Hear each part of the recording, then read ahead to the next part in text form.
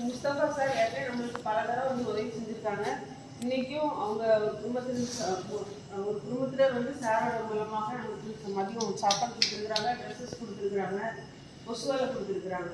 நம்ம அதுக்காக நன்றி சொல்லி ஒரு ப்ரேயர் மட்டும் பண்ணி மட்டும் இன்னைக்கு ஆகஸ்ட் 15 இதனால கேக்ஸும் கொடுத்துருக்காங்க.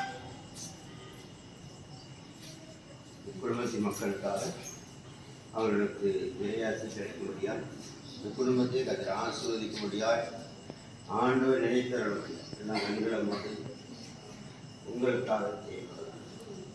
நீங்கள் உங்கள் உள்ளத்தின் ஆழத்திலிருந்து அவங்க நன்றி செலுத்திக்கோமா. எங்கள் அன்பு இறைவா, இந்த நமக்கு நன்றி இந்த நாளிலும் ஆண்டவர் இந்த கோமை நினைச்சு இந்த உபசரணைகளை கொசுவை மாற்றமாக அவர்கள் கேட்க இந்த பொருட்களை போகையெல்லாம் இருக்கிறாரப்பா. அந்த குடும்பத்தை நீ நினைத்தருளும் ஆசீர்வதியும் அப்படி விருப்பங்கள் வேண்டுதல் மதிய உணவு கொடுத்திருக்கிறார்கள். வேலைகளுக்கு கொடுத்தால் இறைவனுக்கு கொடுப்பது சமம் என்று சொல்லப்படுகிறது.